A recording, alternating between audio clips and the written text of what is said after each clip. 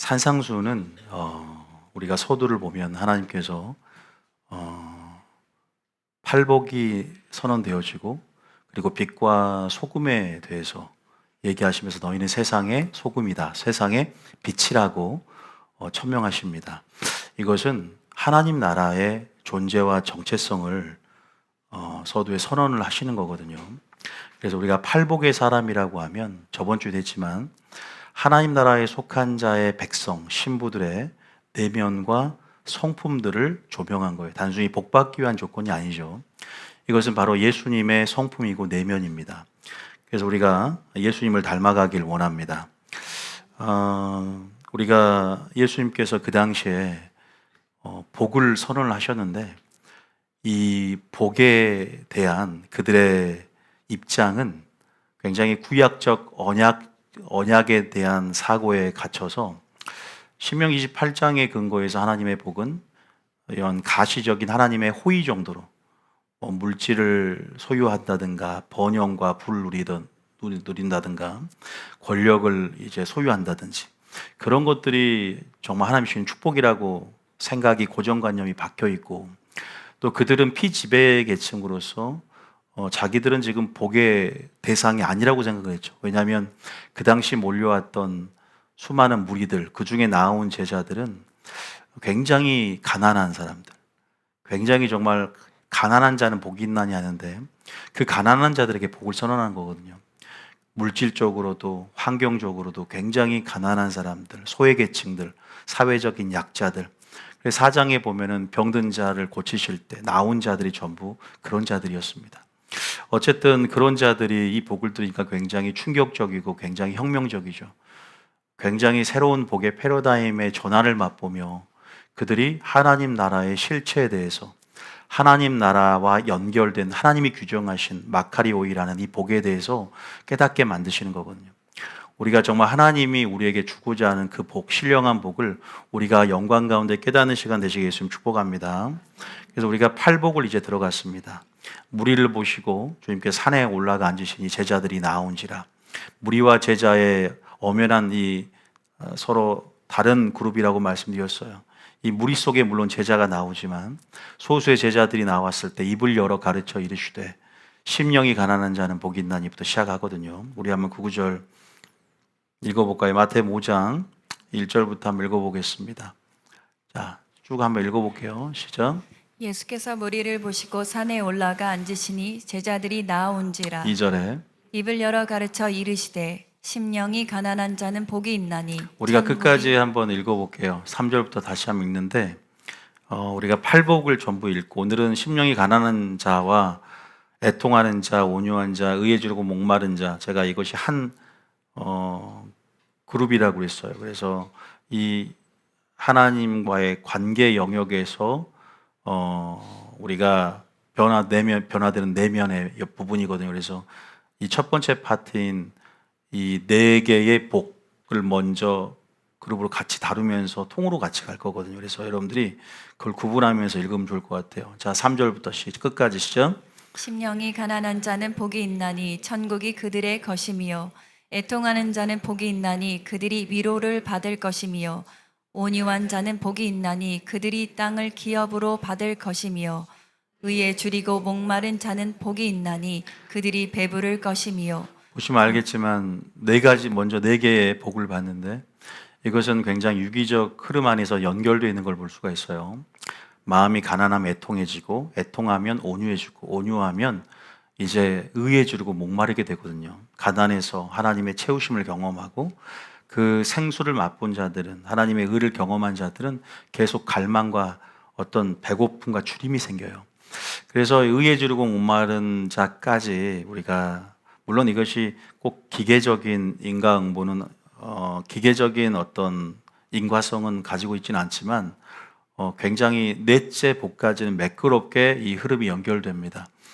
이렇게 이제 하나님 안에서 준비되고 내면을 갖춘 자들은 이제 이웃 사랑을 할 때 이웃에게 대해서 타인에게 대해서 외인에게 대해서 어떠한 삶을 사냐 9절부터 아니 몇 절부터 7절부터 읽어봅니다. 시작.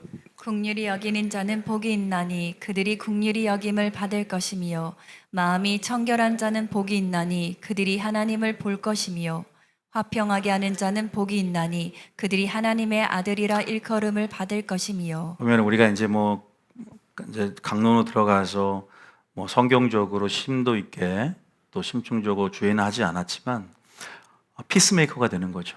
화평케 하는 자는 이제 나중에 보겠지만 소금의 역할을 감당하면서 화목케 하는 말씀을 통해서 하나님과 또 세상 그 징검다리 프리치 역할들을 감당하면서 어떻게 우리가 그 역할들을 예수님처럼 감당할 것이냐.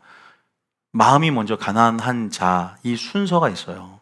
마음이 가난하지도 않은데 화평하게 하는 담당을 한다? 있을 수가 없어요. 그러니까 오늘은 굉장히 중요한 시간인 거죠. 긍휼히 여기는 자, 어떻게 긍휼히 여길 수 있을까요? 하나님의 용서, 하나님의 어떤 아가페의 사랑을 실천하는데 어떻게 의에 지르고 목마르지 않으면서 할 수 있을까요? 제가 어떤 영상들을 보면서 제가 유튜브 굉장히 주의해야 될 교수님들, 주의해야 될 영상들을 제가 소개를 해준 적이 있어요. 어제도 한번 제가 잠깐 보면서 와, 이게 댓글이 한 1000몇 개가 달려. 저는 30몇 개밖에 안 달리는데 댓글이 1000몇 개가 달리는데 전부 그 설교 강의를 듣고 감탄을 하는 거예요. 스튜디오에 나와서 얘기를 하는데 우리는 사랑을 실천하는데 소외된 약자들, 여성들, 어린이들, 고아들 굉장히 이런 하나님 나라의 어떤 실천적 윤리를 얘기하면서 굉장히 그럴듯해 보였어요. 제대로 된 분별력을 갖고 있지 않으면 물론 틀린 말은 아니지만 그 안에 모순된 전제 그리고 우선순위가 우리는 영분별의 어떤 분명 기준을 배워왔잖아요. 어떤 그 사람이 어떤 강의를 할 때 사랑과 공의가 하나님께서 말씀하신 신천적 윤리 가운데 균형이 있는가를 봐야 되거든요. 그리고 이웃사랑에 대해서 굉장히 급진적으로 유윗사랑에 대해서 또 이런 실천적인 사랑의 정의를 실현한다고 하는 강조점을 두는 사람들. 자유주의 노선 진보신학 쪽은 그 복음의 중심을 가난한 자로 둔단 말이에요. 이것은 굉장히 사회적으로 공감대를 형성한단 말이에요. 그러잖아요. 우리가 이웃사랑이 어떻게 보면은 하나님 사랑을 받은 이유고 사랑의 실천의 대상이 이웃이기 때문에 기독교 정신이기 때문에 마땅한 것이지만 우리는 전제됨이 있어요. 그게 뭐죠? 이웃사랑을 위해서 하나님 사랑이 먼저 돼야 되는 거예요. 마리아처럼 발치 앉아야 되고 성령이 임해서 권능을 받아야만이 땅끝까지 가는 거예요. 믿습니까? 이 순서, 이 우선순위가 틀어질 수 있는데 이웃사랑만 강조한다면 그리고 제가 그 말에 이 안에 굉장히 모르죠, 다 사람들은. 그러나 그런 영분별의 기준을 가지고 진리의 잣대를 가지고 우리가 진짜 이 안에 하나님이 원하시는 은혜 신학, 은혜가 중심인가? 아니면 단순히 사랑을 실천하는, 단순히 이웃을 위해서 인본주의적이라도, 그죠? 우리가 그렇게 열매만 맺으면 되는가? 그 열매도 자세히 보면 성령의 열매와 자신의 의로 맺은 열매는 틀린 거거든요. 왜 우리가 산상순도 지금 첫 번째 가난한 자는 복이 있나니 이게 왜 중요할까요? 긍휼히 여기는 자는 이게 중요한 것 같죠. 다 자기 긍휼로 긍휼히 여긴다는 거예요. 마음이 가난해야만 해요. 의에 지르고 목말라야 돼요. 믿습니까? 그러니까 여러분들이 제가 정말 그 영상이 궁금하면 제가 영상 한번 보여드릴 테니까 그걸 봐보고 여러분이 한번 분석해 볼 수 있으면 여러분 분명히 너무 감탄할 거예요. 너무 은혜스러울 거예요. 저는 은혜보다는 너무 염려가 됐거든요. 한 40분짜리인데. 그래서, 우리 교회에서 영분별의 기준, 진리의 잣대를 가지고 선을 악이라, 악을 선이라 교묘히 바꿔치기 하는 이 마지막, 그죠? 마귀가 지배한 흐름 가운데 우리가 이 마귀의 전략들을 빛 가운데 노출시켜서 무엇이 참인지, 무엇이 진리인지를 구별해내서 범사해라 선한 것들을 취해가는 게 참 중요하고 산상순도 나와 있지만 우선순위의 개념들 어떤 전제가 있어야 돼요. 전제가 잘못되면 찬명제가 되지 않고, 전제가 잘못되면 그것은 제가 항상 말했지만 궤변으로 바뀌는 거죠. 다시 말해 오류로 설득하는 기술력만 늘어나는 것을 우리는 궤변이라고 하는데, 이런 부분들이 하나님의 경륜을 땅에 떨어뜨리고, 이것이 사람은 설득시킬 수 있지만 하나님은 노하실 수 있다는 것을 아셔야 돼요. 믿습니까? 우리는 하나님의 형상을 온전히 우리 속에 이루어야 되는 것, 마지막 때 그것은 참 진리 회복이에요. 한국교회 개혁의 과제에 대해서 그 교수가 그렇게 말했지만, 진짜 과제는요, 다시 본질로 돌아와야 되는데, 근데 그분은 본질로 돌아오는 것에 대해서는 너무 이제 공회전하고 있다는 거예요, 그 말들이. 근데 저는 30년을 40년을 본질로 돌아간다고 하더라도 계속 그 말이 맞아요. 전제는 맞아요. 그런데 문제는 뭐예요? 강단의 문제죠. 강단에서 지금 어떤 설교가 나오고 있고, 그 설교의 질을 위로부터 내려왔는지, 목회자가 자신의 경험과 지식을 바탕으로 해서 인본주의적으로 사람의 예제로 섞어서 가르쳤는지를, 그거를 살펴봐야 되는 거거든요. 그래서 이해되십니까? 이거 설교를 들으시고 흐름을 타신 분들 이 말이 무슨 말인지 아실 거예요. 제가 왜 이 말을 하냐면, 산상순의 지금 이 순서조차도 이 구조 속에 하나님의 뜻이 드러나 있고, 이것이 유기적인 흐름 안에서 첫 번째 복, 그죠? 가난한 자부터 시작해서 가난해야만이, 이 가난으로 시작이 초입에서 가난한 심령이 있어야만이 하나님 먼저 우리의 심령을 바꾸시고, 이 심령이 바로 천국 백성의 심령이고, 이 심령이 바로 하나님의 복을 받는 심령이고, 이 심령이 하나님의 긍휼력이며 은혜를 받는 심령이거든요. 이 심령이 바로 의에 줄이고 목마른 심령이 되고, 이 심령이 의를 위해서 핍박까지 마지막 적그리스도의 환난 가운데 이기는 심령이 된다는 사실을 믿으시기 바랍니다. 그래서 이거를 지금 심도 있게 다루는 거예요. 제가 오늘 가난한 심령을 욥기와 연결할 거예요. 좀 더 심층적으로 들어가서, 가난한 심령이 있는가? 이건 천국 들어가는 심령이에요.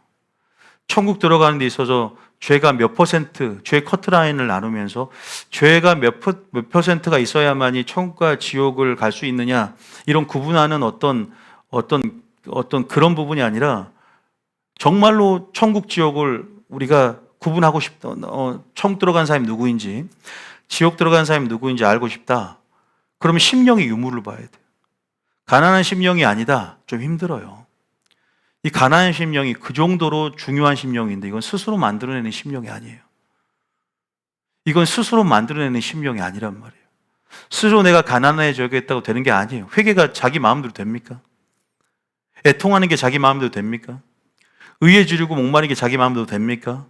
이건 하나님의 은혜가 필수입니다. 할렐루야. 하나님의 은혜가 있어야 돼요. 그 은혜가 부어져야 되는데, 그 은혜의 자리가 지금, 그죠? 이 교회가 역설적으로 은혜 자리가 될 교회가, 그 은혜가 어디서부터 와야 되느냐? 진리에서부터 와야 된다. 믿습니까? 초심으로 도와야 되고 초대교로 회개해야 되고, 이게 지금 계속 반복되지만 이 말이 맞고요.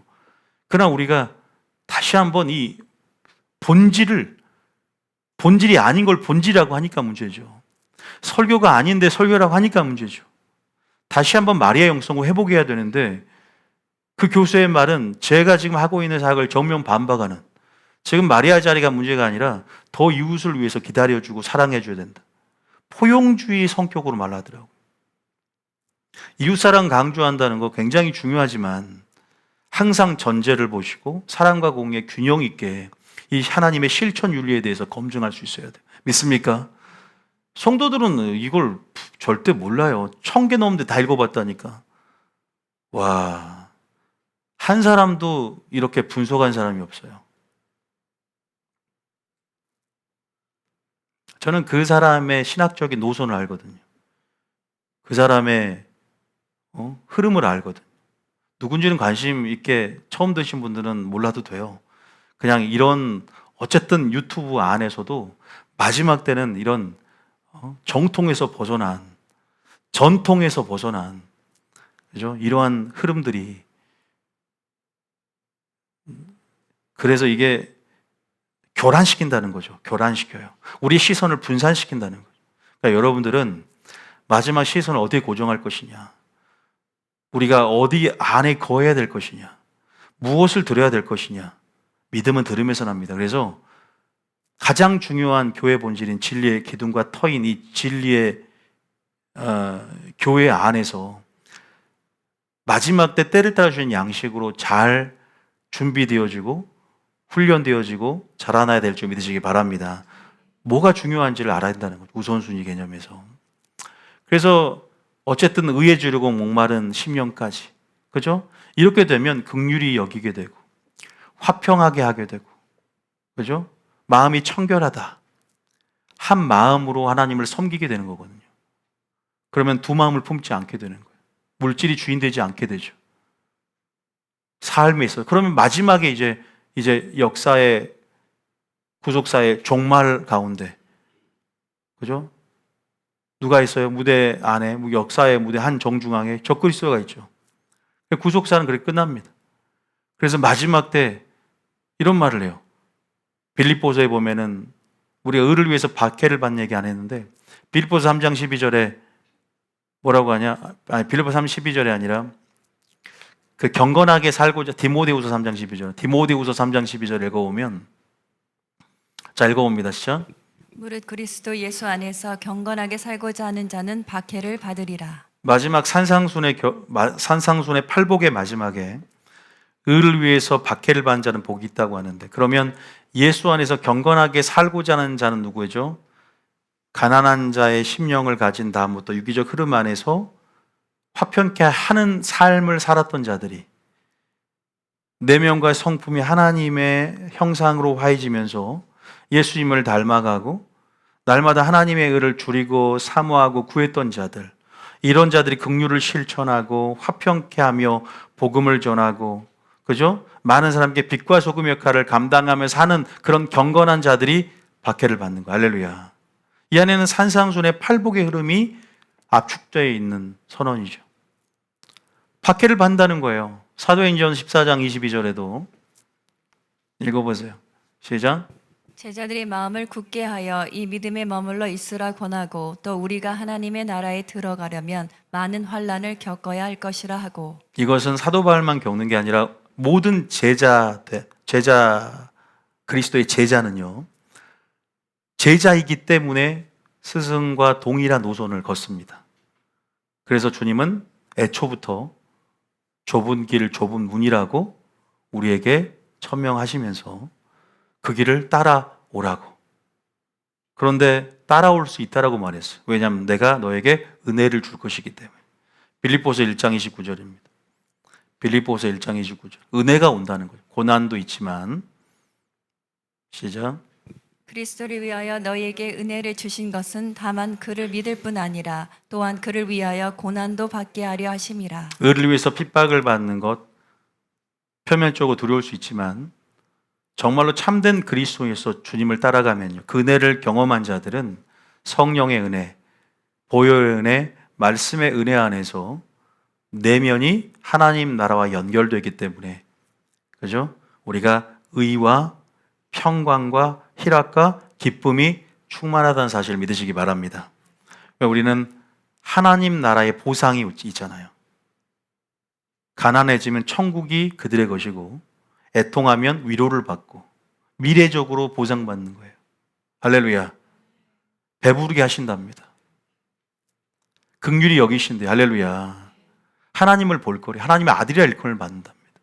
이런 보상, 궁극적으로는 새하늘과 새 땅, 또 하나님이 나의 왕으로서, 나의 삶의 통치자로서, 나의 임금으로서, 나의 아버지로서, 나의 신랑으로서 영원히 조우하고 영원한 생명을 공유하며 영원히 얼굴과 얼굴을 마주보며 이제 사는 그날, 그 소망이 성령 안에서 각인이 되어지고 그것이 표대가 되기 때문에 이것들이 이기는 동력이 될 수 있어요. 할렐루야.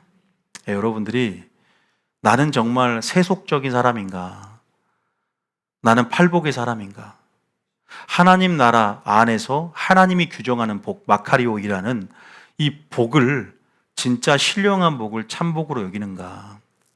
그 팔복이 바로 이런 복을 받는 조건으로서 말한 게 아니라 그냥 하나님의 의를 받은 예수님의 자녀는 이런 팔복의 사람인 거예요.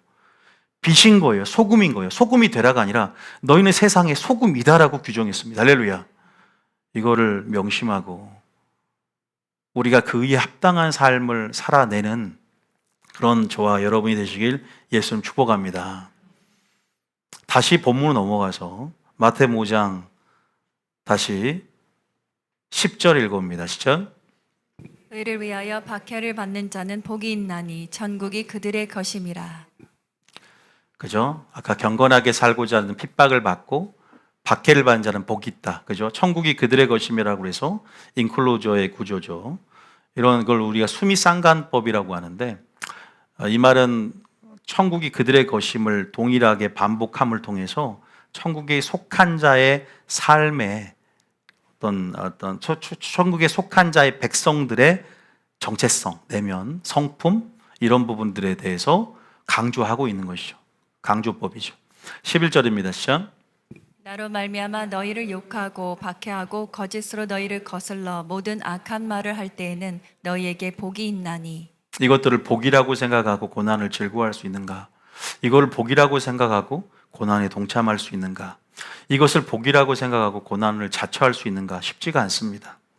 그래서 저는 이 산상순에 너희가 좋은 것을 줄 거다. 십자가에 달리신 목적도 성령을 주기 위함도 있다는 걸 알아야 돼요. 죄에서 구원 받았지만 십자가에 돌아가셨기 때문에 아버지께로 가셨기 때문에 성령을 우리에게 주실 수 있는 거예요. 성령이라는 건 그래서 이번에 기름부음학교 수업을 이제 9월 둘째 주부터 시작을 합니다. 신청해 주시고요. 우리 타교인 신청이 가능합니다. 그래서 성령론에 대해서 완전히 배우는 거예요. 성령이 뭐냐 도대체. 폭포수처럼 부어지는 성령의 기름부음. 우리는 성령이 아니고서는 산상순을 지킬 수가 없습니다. 우리의 정말로 이건 성령은 왜냐하면 능력이 되기 때문이에요. 성령은 정말로 우리 안에 엔진 그 기름과 같은 거예요. 아무리 우리가 오토바이가 손잡이가 있고 다 바퀴가 있고 그러나 가야 될 거 아니에요. 그 동력이 되는 것이거든요. 아무리 전신갑주를 입어도 칼을 움직이게 만드는 것은 성령으로 기도하는 거예요. 할렐루야. 성령으로 기름칠하고 성령의 능력이 있어야 됩니다. 예수님을 살리신 그 영이 우리 가운데 있다는 걸 믿습니까? 부활의 영, 그 성령. 그래서 여러분들이 성령을 구하라 그런 거예요. 너희가 믿을 때 성령을 받았느냐? 산상순의 마태복음 7장에 성령에게 빠질 수 없죠. 의에 줄이고 목마른 것은 성령에 줄이고 목마른 것도 마찬가지죠. 하나님 자신에게 하나님의 얼굴을 구하는 것이기 때문에. 믿습니까? 그러니까 가난에 대해서 하겠지만 내세울 게 없는 내 심령이 가난한 심령이잖아요. 우리가 저번 시간에 했기 때문에. 내세울 게 없다는 거죠. 우리가 올바르게 나를 하나님 안에서 인지하면 정말로 우리가 정말로 아무것도 아니라는 사실을 알게 되거든요. 구원을 얻을 만한 능력도 우리 속에 없습니다. 구원은 하나님께 속해 있고 우리가 거룩하게 되는 것도 우리가 하나님 말고 우리가 세상 사람들조차도 자연 앞에서 무능력 두 손을 드는 걸 볼 수가 있어요. 자연의 강력한 힘 앞에서 태풍 앞에서도 질병 앞에서도 사고 앞에서도 여러분 순서가 있습니까? 자식들이 먼저 죽을 수 있는 것이고 이런 불강력적인 어떤 힘 앞에서 꼬꾸라지는 것이죠. 무능력과 한계성에 좌절하는 것이고 그래서 사람은 미래에 대한 불확실성 속에 어떤 절대자를 찾는 거예요. 우리는 번지수를 잘 찾아서 하나님을 찾은 것이고 믿습니까? 우리가 그런 부분 안에서 하나님의 이러한 고난을 통한 교훈들, 하나님의 다루심들에 대한 부분들은 결국 늘 인생 가운데 하나님을 찾게 만드는 은혜들을 누구나 다 동일하게 부여하고 있는 선행적 은혜가 있거든요. 그러나 우리는 하나님이 회복하신 자유지 안에서 올바르게 응답했기 때문에 대속의 하나님의 그 구속사 구원의 대속의 은혜들을 우리가 믿음으로 올바르게 반응해서 하나님께서 의를 선물로 주셔서 하나님의 자녀가 되고 의인이 된 줄 믿으시기 바랍니다. 어쨌든 우리가 여기 보면은 복이 있답니다. 그래서 우리가 지금은 대비해야 돼요. 환난 시대가 열어졌습니다. 소망이 없어요. 저는 정말로 많이 느낍니다. 이 나라를 봐도 그렇고 교회를 봐도 그러고 소망이 안 느껴져요. 정말로 절망 그 자체입니다. 우리나라가 왜 이렇게 돼버렸을까? 절망 그 자체예요. 그러나 하나님께서 분명 일하시고 있다는 걸 믿고 우리가 하나님을 끝까지 소망을 가지고 바라봐야 될 줄 믿으시기 바랍니다. 양심적으로 더 많은 것들을 얘기해 드릴 거예요, 나중에. 정말 여러분들은 영적인 통찰로 종말론적 흐름 안에서 세상의 역사가 성경에 다 기록이 되어 있고 어떤 흐름으로 종국적인 그죠? 이 지정학적 모든 움직임과 모든 마지막의 흐름이 어디로 귀결되어지고 결국 성경의 예언이 어떻게 구속사가 결말이 맺어지는지 여러분 마귀는 더 강포해지고 마귀는 더 그 괴계는 고도화되고 치밀해지고 더 은밀해지고 아니요 은밀하게보다 이제는 수면 위에 드러나서 공개적으로 선언하며 자기의 따를 자를 선택하라고 얘기할 겁니다. 시대가 틀려졌어요. 여러분들이 제가 아까 말했지만 이렇게 교묘하게 유튜브에서 선동, 불량배적으로 선동하면서 여러분들을 이끌 거란 말이에요. 그런데 성도들이 진리의 기준이 없고 다 좌로나 우로나 치우치지 말라고 했는데 분명히 좌로나 치우칠 것이고 이것이 좁은 길이라고 생각하고 넓은 길로 갈 것이고 타인의 음성에 귀를 기울이며 좀 저명하거나 이름 있는 교수나 목사님들 그 채널들의 그죠? 그 프레임에 갇혀서 이 세속적 흐름 안에 그 늪에 빠지면 빠져나오지도 못합니다. 그래서 모르겠어요. 제가 항상 정답은 아니에요. 저도 마찬가지로 말하지만 베레아 성도가 되어서 김온유 목사를 추종하라는 것도 아닙니다. 저도 거짓이 있다면 도망가시고 바벨론에서 떠나라듯이 저는 붙잡지 않습니다. 그러나 여러분들이 이 음성이 광에 외치는 소리고 음성이고 내가 진짜라고 생각하면요 머물러야 됩니다. 믿습니까? 자, 이번에 금요일 날 청년들에게 등록이 왜 중요한지 어느 교회나 갈 수 있어요. 유튜브 들으면 돼. 우리 교회 나간 사람들이 언제든지 김호민 목사 유튜브 들으면 되니까. 유튜브 들으면 되지. 제가 이것을 성경적으로 언제 성도들에게 설교를 하면서 왜 그 등록의 중요성이 중요한가? 여러분 한마디만 해보면 요셉이 복을 받을 때 요셉을 위하여 애굽 지경에 복을 내렸죠. 미디안까지 복을 갔나요? 요셉이 머물러 있는 곳 복의 통로, 복의 근원된 어떤 통로를 통해서 그 분깃과 전리품이 누구까지 취해졌는가? 그래서 권속, 하나님의 등록 안에서 우리가 지금 같은 기도 제목, 청년부도 부흥을 위해서 기도를 했는데 그 부흥을 위해서 옆에 있는 교회가 하나님 나라는 공통분모가 있지만 같이 우리가 그런 복들이 그죠? 물론 하나님 입장에서는 다 형제 자매지만 그런 것들에 대한 개별적 각 교회마다 개교회마다의 비전과 부르심, 개별성들이 또한 존재하거든요. 그런 데서 아무 질서나 공의 없이 그냥 재단을 한 2개 이상 쌓아도 되고 이 교회 저 교회 똑같은 거 아니야라는 뭔가 인본주의적이고 자기 합리화죠. 편리주의죠. 그 저희 속에 흐르는 자기 중심성. 하나님 말씀을 자기 식대로 자기적으로 해석하는 아전인수교에 해석하는 그러한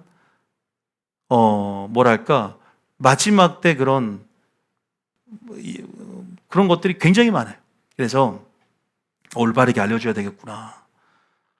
그래서 여러분들이 모세가 말한 것처럼 너희가 항상 머물러 있음으로 오늘날까지 붙어 있음으로 생존했듯이 여러분들이 정말 충성하고 싶다면 적은 것에 충성하시겠으면 축복합니다. 지금 충성하시겠으면 축복합니다. 하나님 이미 적은 것에 충성된 자들을 큰 그릇으로 보고 있어요. 큰 그릇으로 하나님께서 인정하는 지금 그 사람의 충성됨은 지금 적은 것에 충성되어 있는 것을 보시고 판단한다는 것을 안다면 하나님의 관점을 소유해야 돼요. 할렐루야.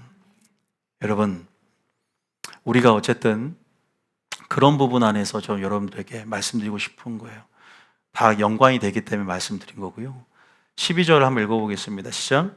기뻐하고 즐거워하라. 하늘에서 너희의 상이 큼이라. 너희 전에 있던 선지자들도 이같이 박해하였느니라. 여기까지가 바로 이제 팔복이고 13절 때는 소금이 나옵니다. 자, 아까 제가 가난한 자 있는데요. 여러분들이 저는 가난한 자 하면서 바로 하나님께서 욥기 단어가 바로 떠올랐어요.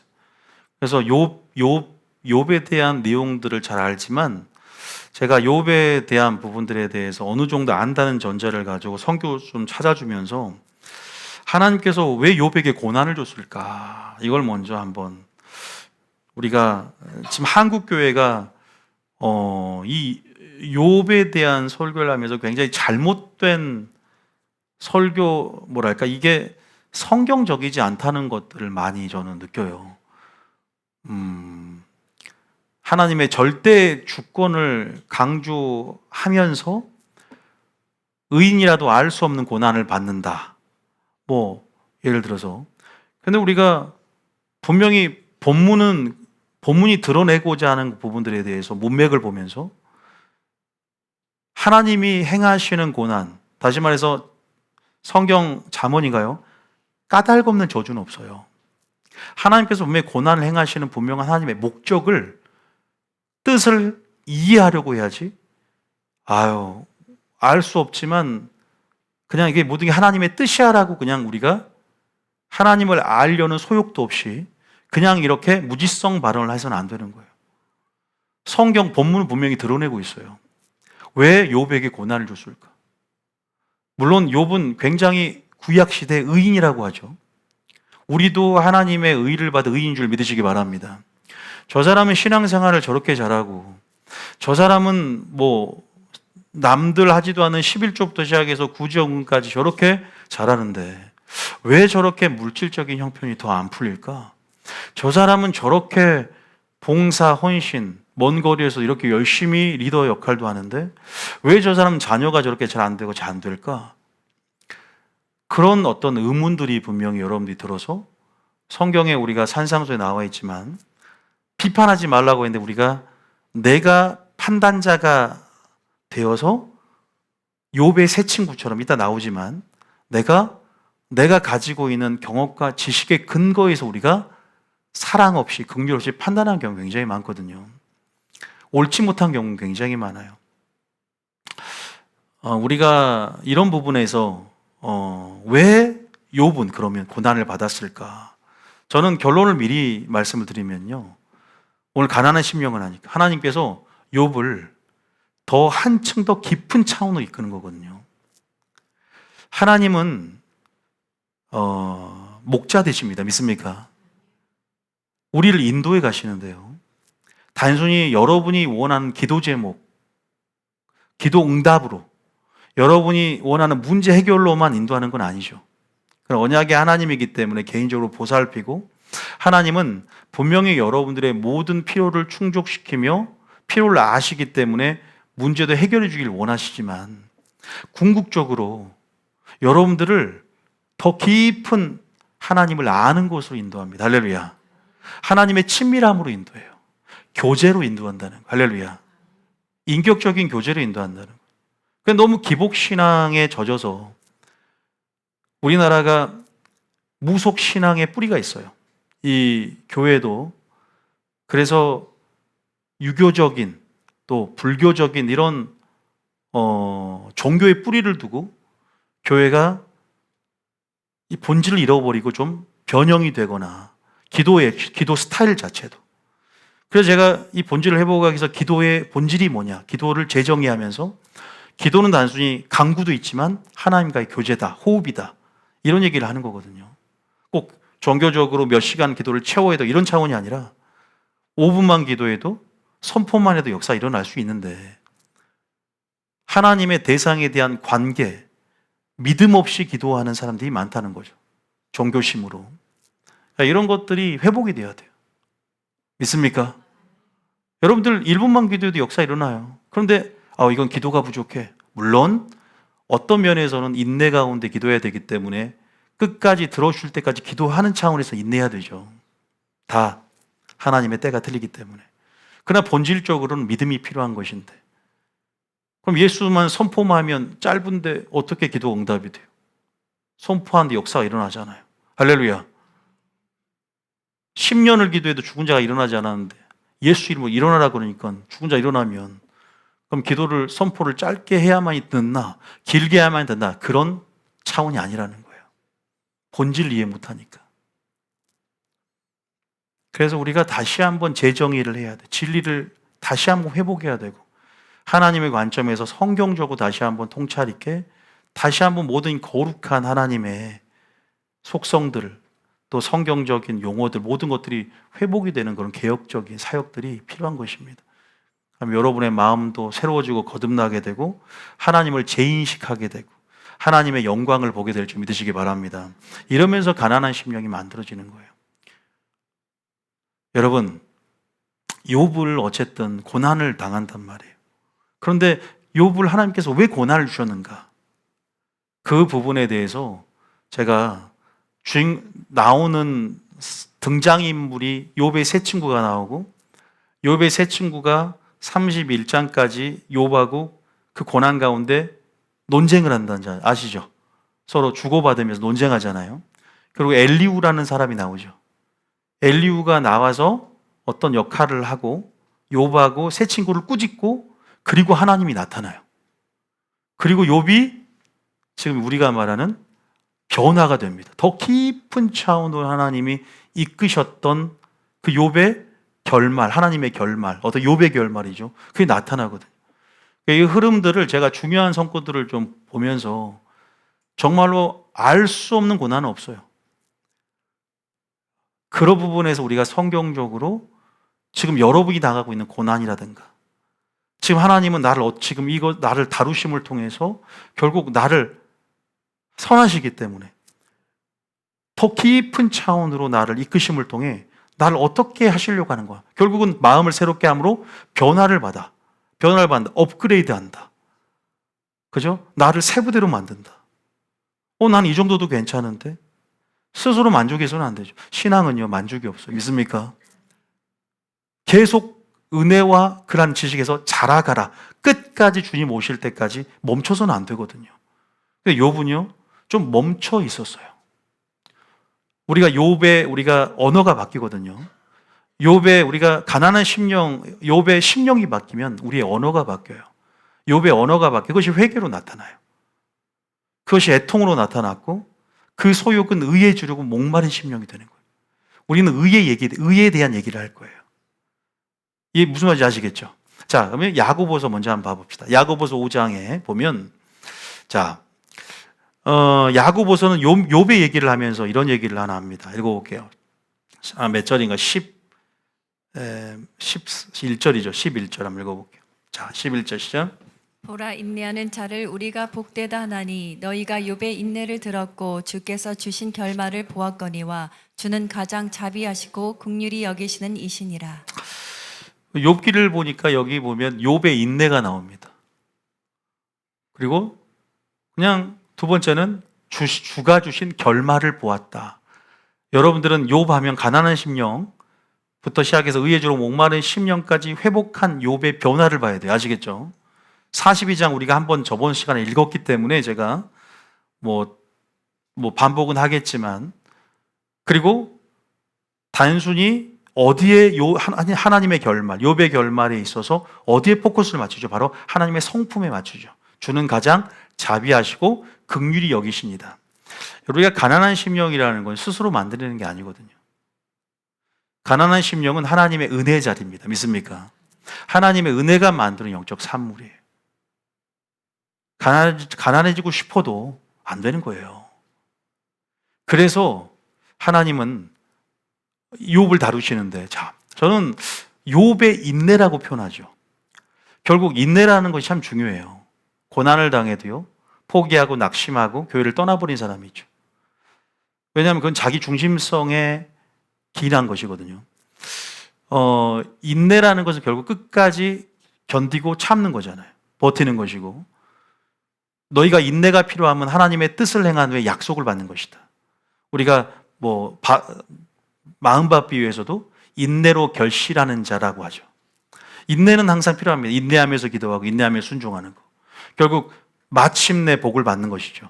결국 마지막 환난 때도 끝까지 견디는 자는 구원 얻으리라. 이런 표현이 나온단 말이에요. 욥의 인내. 욥은요, 여러분 욥기를 읽어보시면 알겠지만 욥의 언어가 제가 바뀐다고 했는데 욥이 죽게 항변도 하고 불만도 얘기하며 원망도 했어요.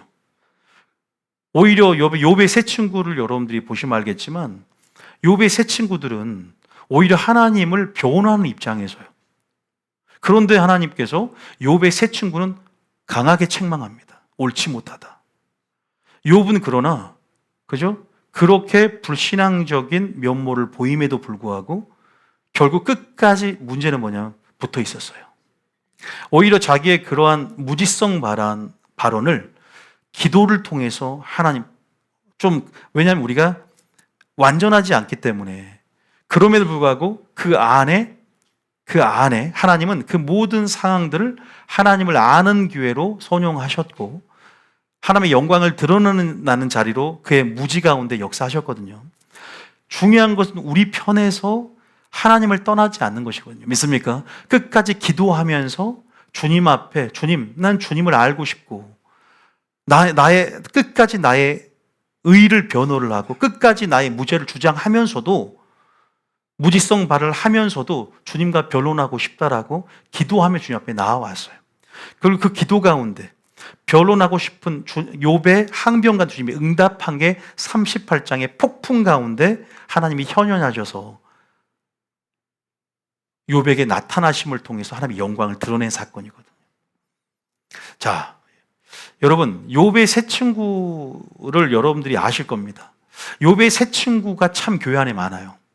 욥의 세 친구가 저는 이거를 바리새인적이라고 말하거든요. 우리가 누구를 병문안 갔을 때 그죠? 아파서 누워 있는데 우리가 많이 배웠어요. 피상적인 지식을 갖고 그죠? 뭔가 욥에게 그러니까 병문안 가서 너가 지금 이렇게 아픈 것도 죄 때문에 그런 거야. 고난이라는 것은 죄의 결과야. 이것이 이 은광보 사상이 틀린 게 아니에요. 명제는 옳습니다. 그런데 어디에 적용하느냐? 다시 말해서 이들은 어떤 자신들이 가지고 있는 신학적의 틀로 하나님을 공의를 제한해요. 그러니까 그 당시 창세기 시대죠. 그 당시 시대에 이들은 사변은 아닌데 하나님 아는 지식이 제한돼서 이론적으로 교리적으로 접근을 해요.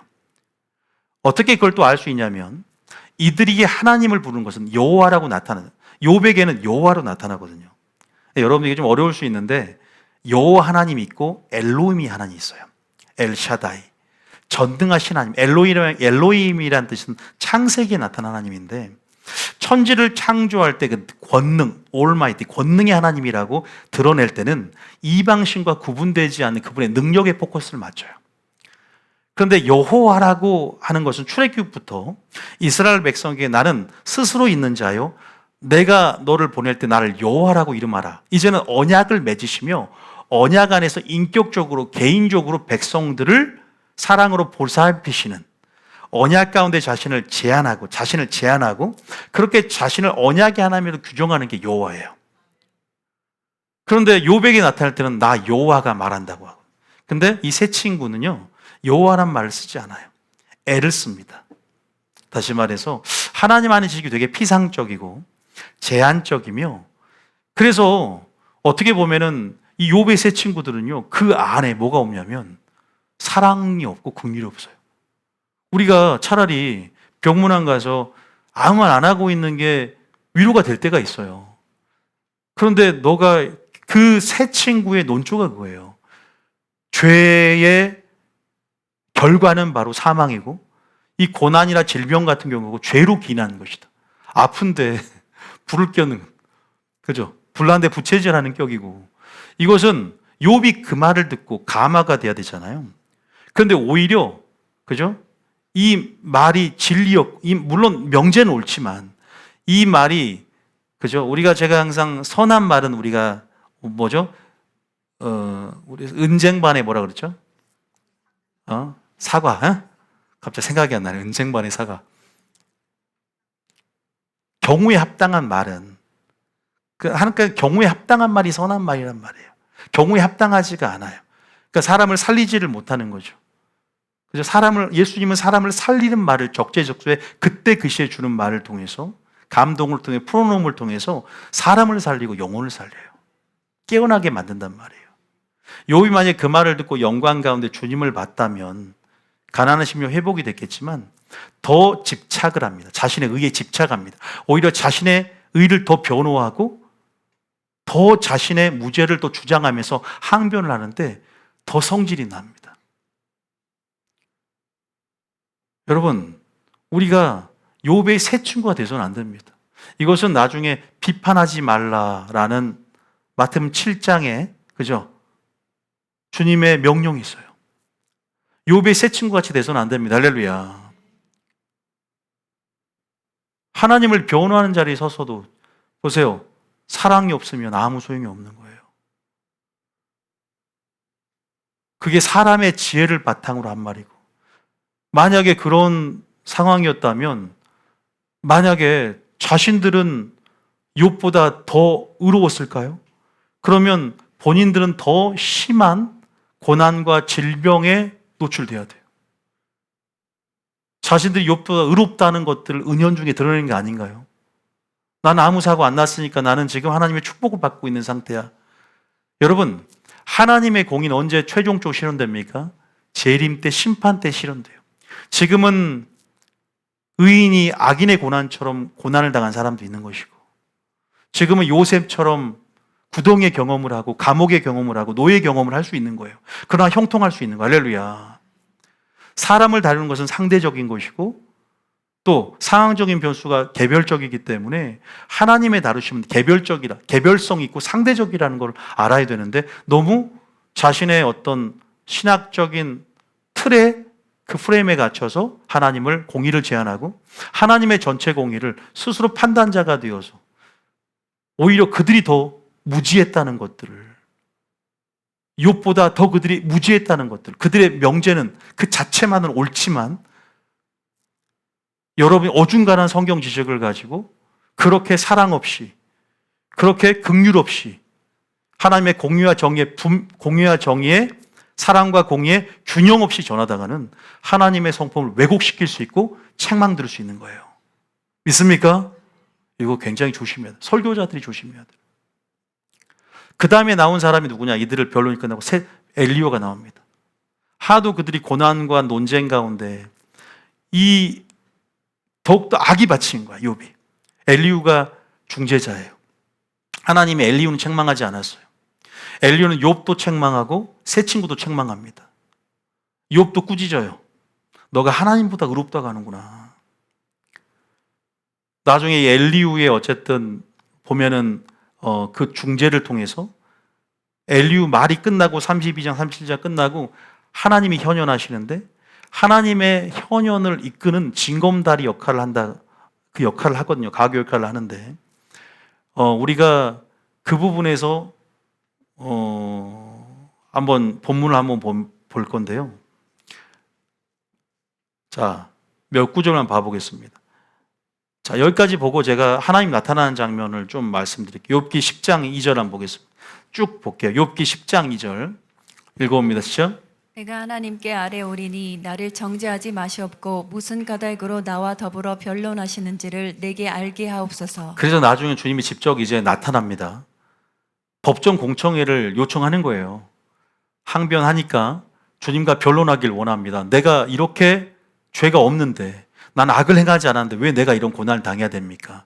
난 누구보다 성실하게 살았고 정말 깨끗하게 거룩하게 살았습니다. 자녀를 잃어버리고 재물을 다 잃어버렸잖아요. 초창 1장 2장에 보면. 그래도 원망하지 않았어요. 그런데 머리에서부터 발끝까지 악성 종기, 종양으로 그냥 피부병을 확 쳐버리니까 생일을 저주하고, 하나님은 저주하지 않았어요. 자신의 신설을 한탄하면서 나약기 시작하고 점점 깊은 고난으로 들어가니까 뭐가 드러나냐? 숨겨진, 내재된 악과 교만들이 서서히 스물스물 올라오기 시작합니다.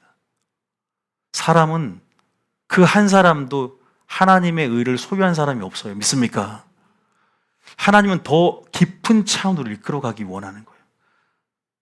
더 하나님을 닮아가고 더 하나님의 친밀함 안에, 그러니까 단순히 거룩의 영역이 아니라 하나님의 영광의 자리로, 하나님의 영광으로 초대하는 거예요. 근데 그것이 수단이 바로 고난이 될 때가 있는 거죠. 근데 다 그러면 욥처럼 고난당해야 되냐? 그러진 않아요. 그래서 가난한 심령이 중요한 거예요. 그래서 겸손이 중요한 거예요. 빨리 깨트려지는 게 중요해요. 내가 완악하면 더 세게 치는 거예요, 하나님. 왜? 살리려고. 얘는 말 안 들으니까. 왜? 사고 나면 주님 내가 두 손 듭니다. 질병에 걸리면 주님 내가 두 손. 이 질병에 아무것도 할 수 없는. 그럼 누굴 찾아요? 하나님 찾겠죠. 살려달라고. 그러니까 우리가 어릴 적부터 성경을 알고 우리가 마음이 완악해지거나 굳어지기 전에 하나님을 찾을 만한 때 주님을 찾으라고 했고, 부를 만한 때 그를 부르라고 했고, 지금이 하나님을 만날 때요, 회개할 때요, 지금이 하나님을 찬양할 때요. 믿습니까? 오늘이 지금이고 지금이 그때다. 할렐루야. 제가 성경 읽으면서 연륜으로 말하는 게 아니라, 물론 하나님께서 제가 목회를 해오면서 사람을 상대하고 또 저도 이렇게 인생을 살아가면서 이제 조금 알려고, 몇 년은 50살이지만 이제 이게 내가 이제 알게, 나도 이제 좀 30대 틀리고 40대 틀리고 50이 넘어가고 그러면 또 더 틀려지겠지만 또 틀린 거예요, 계속. 20대 때, 30대 때, 40대 때 생각이 틀려지는 거예요, 계속. 더해져가. 근데 단순히 세상의 경험을 통해서 깨닫는 이치도 있지만 하나님의 말씀을 통해 하나님의 관점들이 들어오고 하나님 안에 주시는 교훈 안에서 하나님의 뜻들이 확장이 되면서 세상을 살아가는 경험과 맞물려서 보여지는 것들이 있더라고요. 그런데 저는 가장 지혜로운 사람은, 물론 고난을 통해 우리를 다루지만, 제가 그런 말을 한 적이 있잖아요. 바위 위에 내가 먼저 깨지면 사는 것이고, 내가 깨지지 않아서 바위가 나를 깨뜨리면 심판입니다. 믿습니까?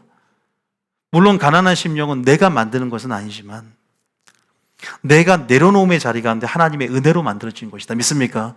겸손이 필요한 거예요. 그래서 겸손과 가난한 심령, 애통하는 것은 짝이에요. 짝. 심령이 가난한 것과 애통하는 건 짝이에요. 가난해지면 애통해지고 의해지고 목마르게 되고 내세울 게 없거든요. 욥을 이 가난에 더 가난해지게 만들려고. 너는 지금 네가 이 교회에서 11조 많이 하고 네가 이 교회에서 봉사 많이 했고 그것이 너의 의가 됐지. 물론 그거 의가 자신의 어떤 영광을 드러내기 위해서, 뽐내기 위해서, 자신을 잘난 체하기 위해서, 자랑하기 위해서 했느냐, 아니면 하나님의 의가 부어져서 말씀대로 진리대로 기도하면서 성령 인도하심을 따라 했느냐, 하나님 철저히 구분합니다. 다 드러나요.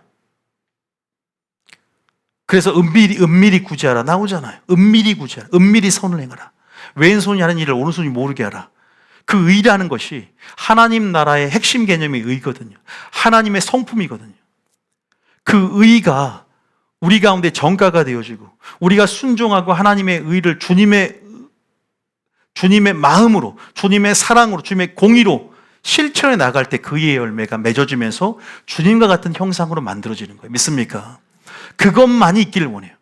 근데 우리는 아직도 우리 의가 우리 속에 있어요. 그 의를 사랑해요. 그 의가 높아져 있어요.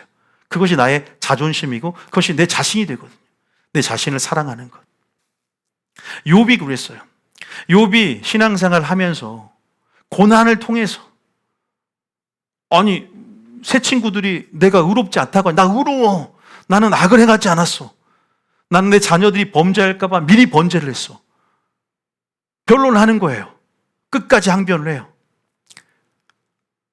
끝까지 무죄를 주장한다고. 그게 우리의 모습이 아닌가.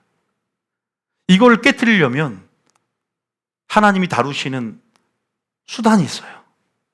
그래서 고난도 여러 가지가 있겠죠. 죄를 지어서 받는 고난도 있지만 또 물론 알 수 없는 고난도 있습니다. 그러나 고난이 무조건 죄의 결과라고 말하는 것은 굉장히 비판적인 것이고 이것은 굉장히 위험할 수 있다는 것이죠. 하나님의 주권이 있을 수 있는 것이죠. 엘리후가 그때 말을 잘 해줬어요. 엘리후는 스펙트럼이 좀 넓어요. 그리고 좀 더 하나님 아는 지식과 통찰이 좀 더 뛰어나요. 탁월했어요. 그래서 엘리후가 말하는 것은 단순히 죄의 결과가 아니라 고난은 하나님이 교육하시는 수단이다. 하나님이 교훈하시는 수단이다. 하나님이 구원하시는 수단이라고 말을 합니다. 이게 엘리후의 핵심 명제예요.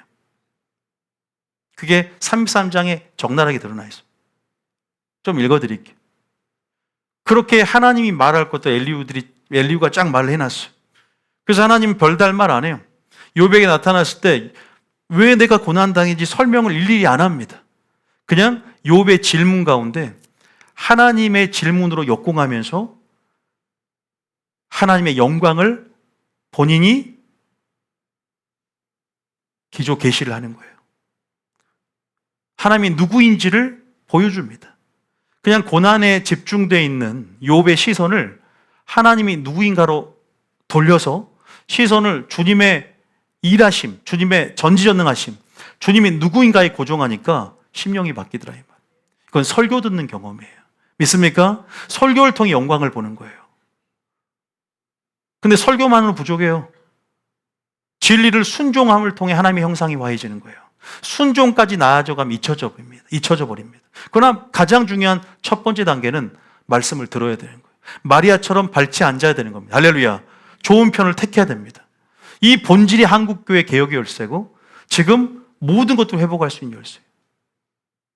자, 그러면 제가 대충 흐름을 말했던 거다면 성경을 읽으면서 조금 정리하면서 가난한 심령이 바로 욥을 가난한 심령을 회복하게 만들고 하나님이 이렇게 업그레이드 된다는 것, 마음을 새롭게 변화를 받아 이렇게 되니까 그 다음에 가시적인 하나님의 호의 가운데 2배의 축복들이 부어졌다는 걸 알 수 있어요. 먼저 내면이 바뀌었고 해석이 바뀌었을 때 어떻게 됐죠? 환경이 바뀌었어요.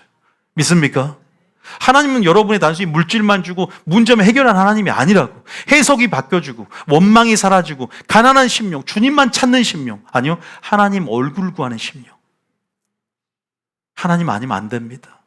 그래서 임재 안에 거하기를 원하고 기도에도 하나님의 의가, 주님의 사랑이, 주님의 지혜가, 주님의 공의가 필요하다고. 내 지혜로 하나님의 지혜를 막았다고. 내 지혜를 배설물 여기게 되고. 하나님, 내 의로는 아버지 거룩함 이룰 수조차도 없습니다. 내가 수련해 봤는데 나 다시 이상한 생각 들어와요.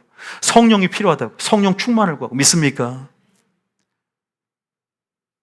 우리가 절제한다고 되는 게 아닙니다.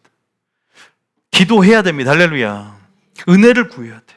철저히 은혜의 기대에 살려고 하나님께서 우리의 가난한 심령을 만들어가는 이 가난한 심령은 제가 구원의 조건이라고 말하지 않을게요.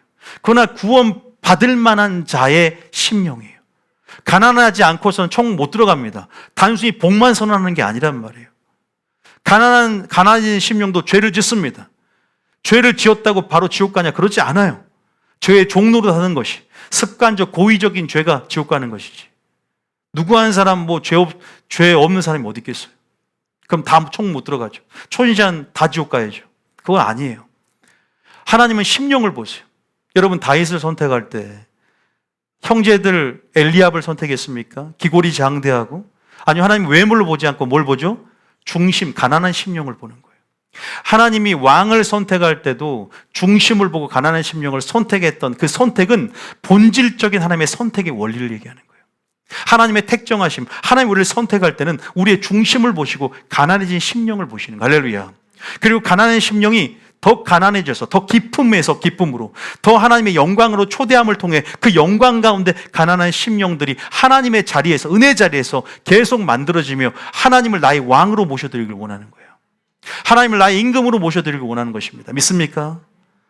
이걸 하나님이 깨닫기를 원하세요. 이래야 팔복의 시작, 정체성과 내면, 여기서부터 우리가 정말로 이웃사랑을 실천할 수 있는 거예요. 6장, 7장에 이웃사랑을 실천할 수 있고 하나님 나라의 윤리를 실천할 수 있는 것이에요. 그냥 이웃사랑, 사회적 윤리, 사회정의 실현, 이것은 이런 가난한 심령이 되지 않고서 머무는 자리가 있어야 돼. 하나님의 은혜의 자리, 말씀의 자리, 영광 앞에 다시 한번 우리가 머물러야 됩니다.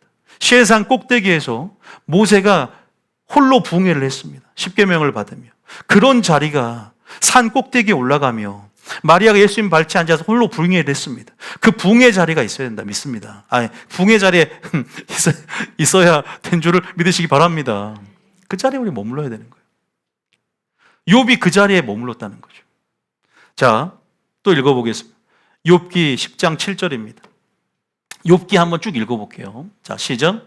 주께서는 내가 가지 않은 줄을 아시나이다. 주의 손에서 나를 벗어나게 할 자도 없나이다. 그죠? 욥은 계속 무죄와 의를 변호하고 항변하는 것도 우리가 계속 보여드리려고 그래요.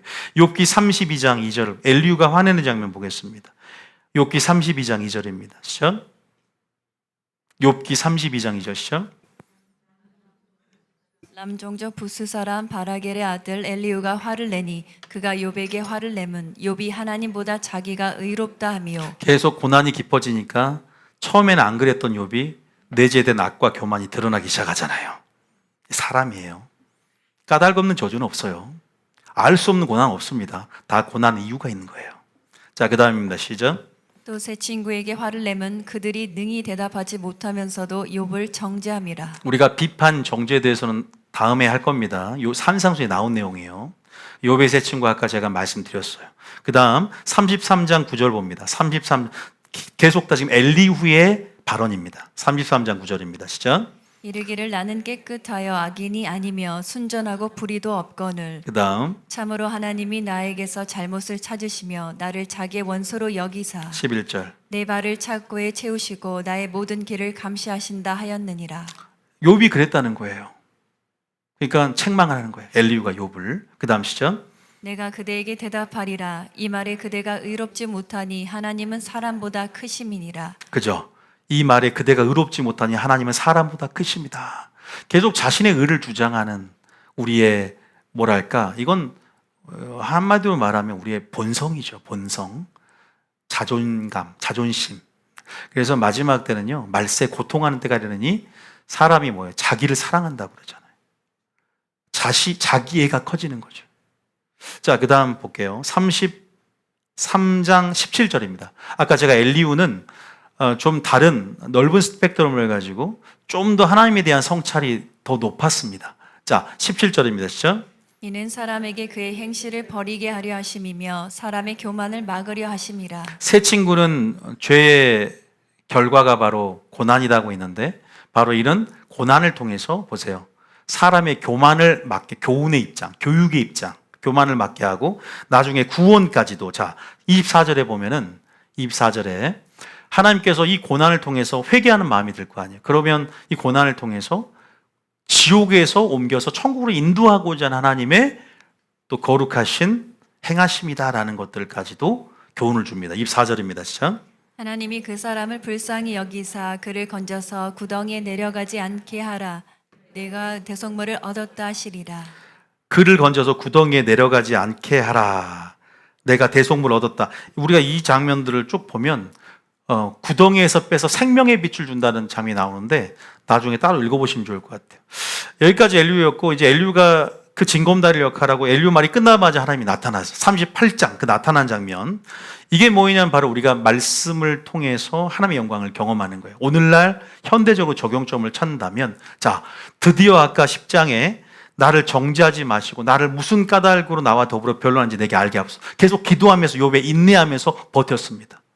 그러니까 하나님께서 은혜 가운데, 우리 그러잖아요. 하나님을 찾다 보면 어떤 교회 가니까 설교가 들리는 거예요. 목사님이 딱 설교를 해. 똑같은 거예요. 그러면 진짜 폭풍 가운데 마치 목사님이 하나님처럼 보이고 신의 산 꼭대기에서 불꽃 가운데 들려진 음성 같은 때가 와요. 하나님께서 응답을 주시는 거죠. 그때는 주님이 누구인가를 주님이 드러냅니다. 하나님은요, 자기 계시를 통해서, 그러니까 하나님이 행하시는 일들의 본질적인 의도는 자기 계시예요. 하나님은 구약에서도 10가지 재앙 같은 경우도 그냥 재앙 자체에 포커스가 있는 게 아니라 이 재앙을 행하신 하나님의 목적성이 있는 거예요. 그래서 내가 누구인가를, 모든 신들 중에 왕이고, 그죠? 하나님만을 섬기라는 하나님의 의도를 갖고 있어요. 그러니까 여러분들이 그런 부분 안에서 하나님의 관점을 읽어야 돼요. 그래서 하나님이 시선을 옮깁니다. 욥에게. 자, 1절입니다. 시작. 그때 여호와께서 폭풍우 가운데서 욥에게 말씀하여 이르시되 2절에. 무지한 말로 생각을 어둡게 하는 자가 누구냐? 그 다음. 너는 대장부처럼 허리를 묶고 내가 내게 묻는 것을 대답할지니라. 진짜 하나님께서 우리에게 가장 성경에서 긴 내용입니다. 하나님이 직접 말하는 장면 중에 욥기가 가장 길어요. 직접 하나님 말씀하신 걸 기록한 거예요. 그러면서 4절에 읽어봅니다. 시작. 내가 땅에 기초를 놓을 때에 내가 어디에 있었느냐? 내가 깨달아 알았거든 말할지니라. 내가 세상을 창조할 때 너 뭐 하고 있었느냐 이거죠. 이 한마디에서도요, 우리가 정말로 깨갱하죠. 그죠? 하나님의 전지전능하심 앞에 우리가 말씀을 통해서든 대면을 했을 때 우리가 할 수 있는 게 뭡니까? 그러니까 우리는 피조물이고 그 말씀을 통해 그분은 창조주라는 분명한 현실적인 괴리감을 인지시키는 거죠. 그래서 하나님을 인지시키고 하나님 안에서 자시하신을 보게 할 때, 이때 그 자리 뭐가 생기죠? 가난한 심령이 생기는 거예요. 그러니까 하나님은 하나님을 인식하고 그 순서가 중요해요. 하나님을 인식하고 그리고 그 안에서 말씀 안에서 나를 보게 만드는 거예요. 그래야 가난한 심령이 생깁니다. 그래야 죄를 인식하게 됩니다. 그래야 내 죄성을 보게 되는 거예요. 그래야 나의 죄의 영향력과 죄의 실체를 보게 됨을 통해 애통하게 되는 거예요. 할렐루야. 그래야 회개하게 되는 거예요. 말씀이 없으면 회개가 안 돼요. 그래서 하나님의 말씀 피상적 지식을 가지면 욥의 새 친구처럼 되고, 그래서 주님께서 지금 38장에 나 여호와라는 표현을 씁니다. 실제적으로 돌보는 백성, 개인적인 인격적인 관계로서 욥에게 접근한다는 얘기예요. 실제적인 하나님, 신실한 하나님, 나는 너 한 사람을 위해 창조했다, 이런 의미까지도 확장성을 가질 수 있어요. 개인적으로 내가 너를 아는 하나님, 나 여호와가, 이건 이스라엘 백성에서부터 시작했던 하나님의 칭호란 말이에요. 우리가 출애굽기 6장 3절에 보면은 출애굽기 6장 3절에 뭐라고 하냐면, 창세기에만 하나님이 뭐라고 하냐면 3절에 아브라함과 이삭과 야곱에게 전능의 하나님 엘샤다이로 나타났지만, 엘로힘, 나의 이름을 여호와로서는 그들에게 알리지 않았다고 그래요. 여호와로서는 이스라엘 백성에게부터 언약을 맺으면서 본격적으로 공표한 하나님의 칭호입니다. 근데 이 욥은 아브라함 시대거든요. 여호와로서 자신을 계시한다는 것은 하나님을 여호와로 계시함을 통해서 친밀함, 인격적, 더 깊은 차원의 하나님의 영광의 초대 가운데 하나님께서 의도를 가지고 칭호를 계시하는 거예요. 자, 다시 아까 38장의 4절에 제가 이걸로 쭉 읽어보면 여러분 읽으면서 막 깨닫게 될 텐데요. 자, 보세요. 쭉 보면 세상 창조할 때 비밀도 나옵니다. 그래서 읽으면 재밌어요, 되게. 근데 다 읽을 수 없으니까 26절, 27절, 26절, 27절. 자, 시작. 누가 사람 없는 땅에 사람 없는 광야에 비를 내리며 황무하고 황폐한 토지를 흡족하게 하여 연한 풀이 돋아나게 하였느냐. 여러분 이런 내용들을 쭉 집에 가서 읽어보시고요. 또 40장 봅시다. 40장에 그 다음에 3절 읽어봅니다. 40장 3절부터 시작. 욥이 여호와께 대답하여 이르되 보소서 나는 비쳐나오니 무엇이라 주께 대답하리이까. 손으로 내 입을 가릴 뿐이로소이다. 계속 읽어보세요. 내가 한번 말하였은즉 다시는 더 대답하지 아니하겠나이다. 그때 여호와께서 폭풍우 가운데서 욥에게 일러 말씀하시되 너는 대장부처럼 허리를 묶고 내가 내게 묻겠으니 내게 대답할지니라. 8절 9절이 핵심입니다. 시작. 내가 내 공의를 부인하려느냐 내 의를 세우려고 나를 악하다 하겠느냐. 내가 하나님처럼 능력이 있느냐 하나님처럼 천둥 소리를 내겠느냐. 그러면서 40장 41장에 베목과 리오야단이라는 동물 내세우면서 야 니들 이런 하나님이 뭐 공룡이라는 사람도 있고 뭐 악어라는 사람이 있고 하마라는 사람이 있고 막 그러죠. 어쨌든 이러한 엄청난 뭐 동물 앞에 네가 코를 꿰 수 있냐? 인간의 연약함을 상기시키게 만드는 소재를 통해서 주님이 계속 말씀으로 욥의 질문을 받아서 하나님의 질문으로 계속 이렇게 역공하면서 하나님의 영광을 선언을 합니다. 여러분 이렇게 하나님은 선언하면서 욥이 알 수 없는 하나님, 그러니까 욥이 하나님은 침묵하고 계시기 때문에 일하지 않는다고 생각하지만 욥의 어떤 인식 범위를 넘어서서 초월적으로 계시며 하나님은 공의 전체를 이렇게 지혜와 공의로 다스리는 분이라는 것들을 천명해내고, 또 우리가 측량할 수 없지만 여전히 주님은 일하고 계신다는 것들을 드러내세요. 말씀으로 읽어보시면 나와요. 그러니까 우리는 우리가 아는 것으로 판단하는 거예요, 하나님을. 그래서 우리가 지금 하나님을 아는 만큼 예배자가 된다. 여러분이 얼마나 말씀을 압니까? 얼마나 하나님을 경험하셨습니까? 그러니까 우리가 욥의 딱 세 친구식의 관점을 갖고 있어요. 내가 아는 신학적인 지식만큼, 제한된 지식만큼 하나님을 제한하려 듭니다. 그게 나의 기준이 돼버리는 거죠. 그래서 겸손할 때가 있어야 돼. 엘리후는 그나마 나아요. 어쨌든 하나님께서 이렇게 나타나시면서 우리가 하나님의 질문으로 이끄셨다는 것은 하나님이 누구인지를 배우라는 거예요. 하나님은 자기를 계시하기를 원하시기 때문에 찾는 자들에게 자기를 나타내기를 원하십니다. 믿습니까? 은을 구하듯 금을 구하듯 나를 찾고 가난한 심령으로 나를 구하면 나의 은혜를 부어주고 천국을 경험하게 되면, 믿습니까? 하나님을 알게 될 것이다. 지혜와 명철을 내줄게, 이게 잠언이에요. 여호와 경외하면 지혜를 내줄게, 이게 하나님을 아는 깊은 것도 통달하며 성령을 통해서 하나님의 은혜로 주신 것들을 깨닫게 줄게. 물론 천국 가면 더 자세히 얼굴을 마주보면 알겠지만, 네가 나를 구하면, 네가 나를 찾으면, 의에 지르고 목마르면 내가 배부르게 해줄게. 할렐루야. 요거를 얘기해 주시는 거예요. 42장에 가난한 심령이 되고 의에 지르고 목마른 자가 된 욥의 장면 우리가 읽어봐야 되겠죠. 42장 1절에 쭉 읽어볼게요. 여러분, 이런 심령이 되길 원하세요. 시작. 욥이 여호와께 대답하여 이르되 주께서는 못하실 일이 없사오며 무슨 계획이든지 못 이루실 것이 없는 줄 아오니 3절에 무지한 말로 이치를 가리는 자가 누구이니까 나는 깨닫지도 못한 일을 말하였고 스스로 알 수도 없고 헤아리기도 어려운 일을 말하였나이다. 3절에 보면 욥이 교만이 뭘로 바뀌죠? 겸손으로 바뀌죠. 욥의 심령이 변화가 되었고 욥의 심령이 바뀐 욥의 언어가 바뀌었죠. 말이 바뀝니다. 빛과 소금 역할을 감당하게 됩니다. 심령 바뀌면 다 바뀌는 거. 할렐루야. 심령에 하나님의 의의 빛을 봤어요. 혼미한 심령이, 어두운 심령이 그리스도라는 빛이 비친 거예요. 말씀을 통해 빛이 비친 거예요. 하나님이 누구인지를 깨달은 거죠. 아니요, 하나님의 영광 앞에, 나의 그 절대적인 능력 앞에, 그 절대적인 성품 앞에 나의 성품과 나의 지혜의 한계를 느끼는 거예요. 한계성을 자각해야 돼. 할렐루야. 근데 이런 경험들이 부재하다. 왜 그럴까? 진리가 없기 때문에 그래요. 다 인본주의로, 사람의 지혜로 전부 둔갑해버리고, 마귀가 바꿔치기, 선을 악이라 바꿔버리고, 악을 선이라 바꿔버리고, 감성적, 지성적. 그래서 제가 한 달 동안 했던 얘기가 그런 얘기들이에요. 제가 아까 교수 이런 설교도 조심하란 말이 그 말이죠. 그럼 변화가 아니라 설득으로 충족이 되는 거예요. 그러니까 물론 조그만 변화 이끌 수 있지만 전인적인 변화는 힘들어요.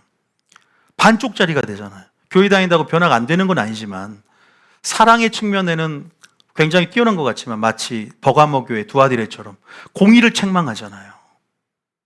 에베소 교회처럼 완벽해 보이지만 사랑이 없잖아요. 긍휼이 없잖아요. 산상순이 없다는 거예요. 스스로가 무지한 말로 이치를 가리는 자, 스스로가 겸손해진 걸 볼 수 있습니다. 근데요, 겸손이 왜 중요한 줄 아십니까? 왜 가난한 심령이 중요하냐? 이것이 하나님이 구하시는 제사입니다. 할렐루야. 하나님이 원하시는 예배입니다. 이게 팔복의 사람됨에 당연한 증명되는 삶입니다. 천국 가는 시민들의, 천국 가는 백성들의 당연한 내면이고 성품입니다. 믿습니까? 왜냐하면 하나님의 법을 듣거든요, 백성들은. 하나님의 말씀의 통치를 받고 진리에 속하기 때문에 진리의 백성이 되는 것이고.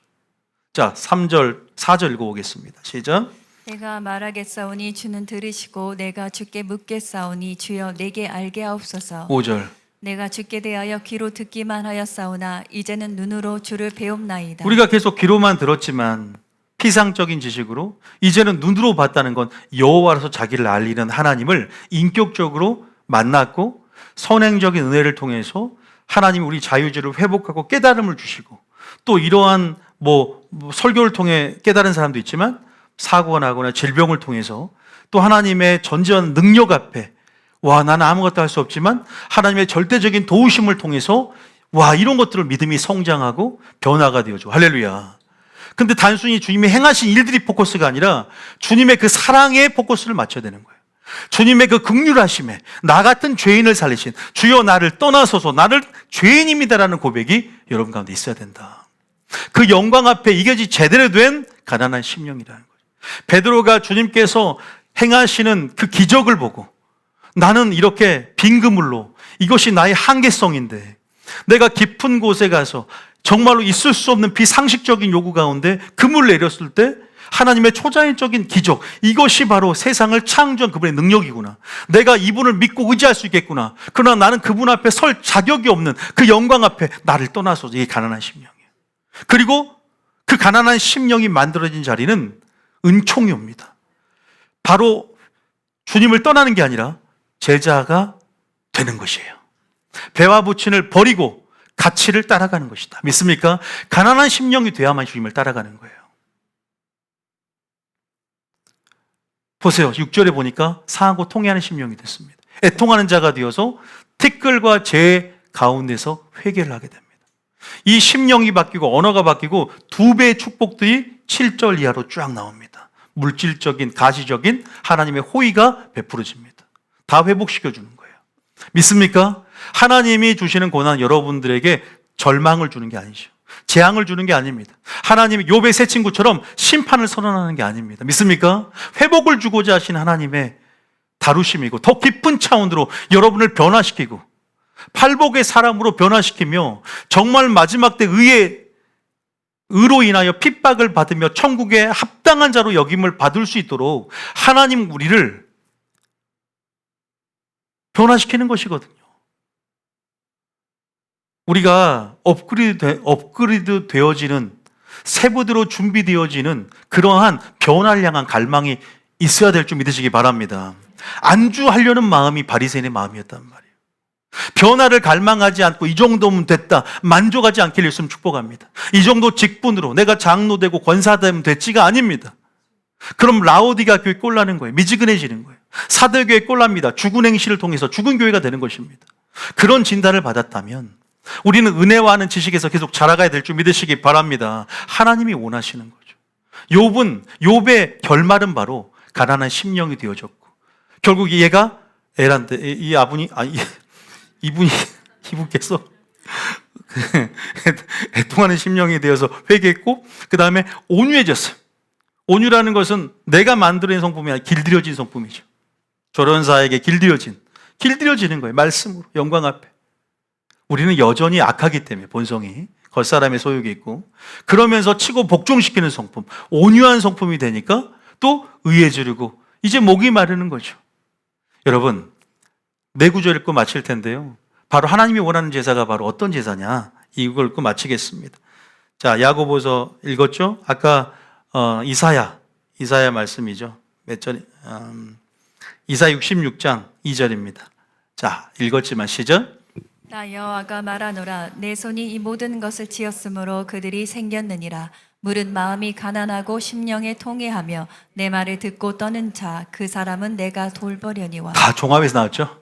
마음이 가난한 자, 심령에 애통하고 통회하는 자, 장례시장에서 절규하는 거, 그 정도의 통곡, 죄에 대한 심각성, 죄에 대한 영향력, 이 죄가 하나님과 나 사이를 갈라놨고 이런 죄를 하나님의 관점으로 보게 되며 이제는 이 죄를 해결하고 싶은, 그래서 하나님께 은혜를 기대면서 은혜가 들어온 그 마음 안에서 주어지는, 그래서 온유해지고자 하는 소욕, 그래서 심령에 통회가 있어요. 이 애통하는 심령이 회개를 이끄는 거죠. 할렐루야.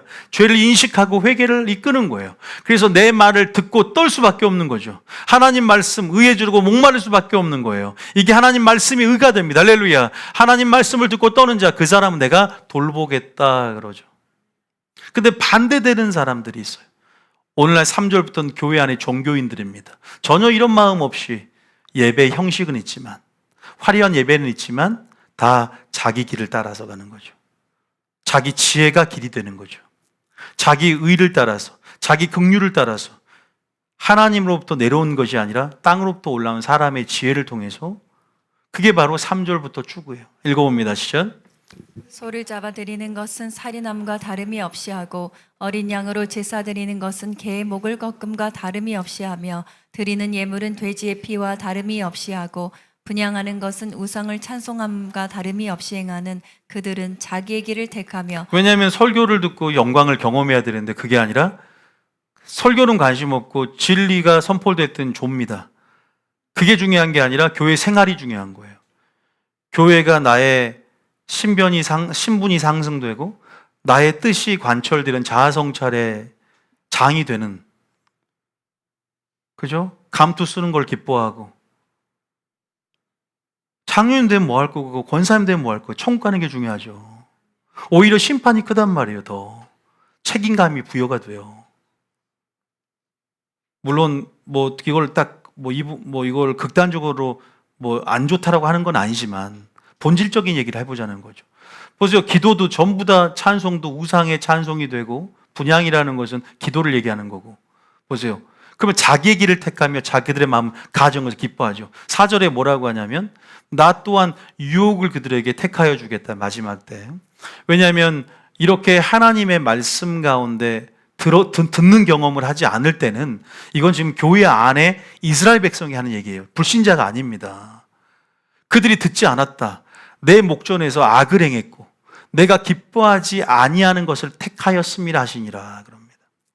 여러분, 우리가 이런 것을 보면서 어떤 심령이 되어야 되는가? 자, 시편 51편 17절입니다. 시편 51편 17절. 시작. 하나님께서 구하시는 제사는 상한 심령이라 하나님이여 상하고 통회하는 마음을 주께서 멸시하지 아니하시리이다. 제사는 예배입니다. 그래서 상한 심령을 주님이 찾으시는데요. 그 상하고 통회하는 마음을 주께서 멸하지 않는다고 말씀하십니다. 여러분, 우리가 오늘 말씀 마칠 텐데요. 탕자 중에 집 나간 탕자보다 집안의 큰아들이 위험한 거 아시죠? 집 나간 탕자는 사촌을 땡겼습니다. 그래서 다 세상에서 탕진을 하고 처음에는 악해 보이지만 아버지의 품을 그리워합니다. 어쨌든 그 모든 고난 앞에서 아버지의 그 경험을 그리워합니다. 아버지의 품을 그리워합니다.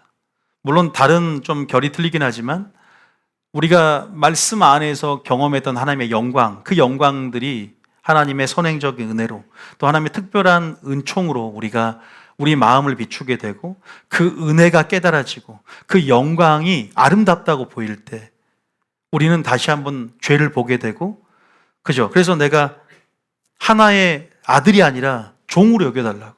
내가 죄를 지었다고 하늘과 아버지께. 내가 하나를 종으로 다 좋으니까 나를 받아달라고 돌아오잖아요. 이런 겸손이 만들어지는 게 참 중요합니다. 그래서 저는요, 신앙생활에서 가난한 심령과 겸손 함께 갑니다. 그래서 여러분들이 겸손이 엄청 중요하거든요. 우리가 교만이 아닌 겸손. 그 겸손했던 탕자는 회복을 하고 하나님의 호의를 얻고 다시 한번 하나님의 관계로 진입에 들어오죠. 여러분들이 오늘 말씀을 통해서 계속 욥을 연결해서 연결점을 가지고 말씀을 드렸어요. 고난에 혹시 처해 있는 사람이 있습니까? 하나님의 다루심 가운데 하나님의 목적성을 오늘 이해했을 줄 믿습니다. 우리를 푸른 초장과 쉴만한 물가로 인도해 가길 원하시는 목자 되신 분이십니다. 늘 좋은 걸 주길 원하세요. 믿습니까? 그러나 하나님의 우선순위와 하나님이 원하시는 것, 그것은 바로 우리의 영혼이 살길 원하는 거예요. 믿음의 결국 영혼의 구원함을 받기 원함이기 때문에. 믿습니까? 영을 살리기 원하는 하나님의 거룩하신 하나님의 소욕을, 욕심을 알고 영혼 구원에 대한 하나님의 열정을 이해해야 될 줄 믿으시기 바랍니다. 그래서 영혼을 구원하기 위해서 우리의 심령을, 우리의 내면을 바꾸시길 원하세요. 그래서 거룩한 신령한 씨를 우리에게 주심을 통해 우리의 마음을 새롭게 하고 거듭나게 하세요. 그래서 진리를 듣게 하시는 거예요. 부담감을 주려고 진리를 주신 게 아니라 마음을 거듭나게 하고 마음을 새롭게 하시기 원하시는 겁니다. 참된 행복을 주기 원함이에요. 할렐루야. 하나님 백성으로 인치고 하나님 백성으로서의 삶을 살아야만이 여전히 그렇게 자연스럽게 하나님 나라 들어오기 때문에 이런 것들을 모른 채 무지성으로 원망하고 불평을 늘어뜨리지 말고 그 전에 먼저 하나님 앞에 기도로서 또 기도하고 성령 충만하고 말씀을 듣는 은혜의 자리로 더 하나님 앞에 나오시는 여러분 되시겠으면 축복합니다. 그럼 은혜가 반드시 때를 따라 돕는 은혜를 주심을 통해 때를 따라 주신 양식을 통해서 여러분 가운데 의에 지르고 목마른 심령 가운데 배부르게 하시고 여러분 가운데 의문점들을 욥에게 행하시는 욥에게 하나님의 질문을 통해 하나님의 영광을 계시하시고 하나님 아는 것으로 이끄신 것처럼 더 깊은 차원으로 더 하나님의 깊은 영광으로 여러분을 초대할 줄 믿으시길 예수님 축복합니다. 하나님 여러분을 초대하고 계세요. 거룩한 산 꼭대기로 오라고 말씀하고 있어요. 내게로 오라고, 내게 와서 배우라고. 나는 마음이 겸손하고 온유하니 내게 와서 내 멍에를 메고 내 짐은 가볍다고. 함께하자고, 동행하자고. 믿습니까? 그것을 여러분이 알고 뉴비전 교회가 지성소가 된다면, 뉴비전 교회가 바로 그 음성을 들리는, 광해 외치는 소리가 들린다면 여러분이 자주 나와서 또 이 교회에 오셔서 하나님의 말씀을 듣는 경험 가운데 심령이 회복되는 여러분 되시겠으면 축복합니다. 찬양 들어주세요.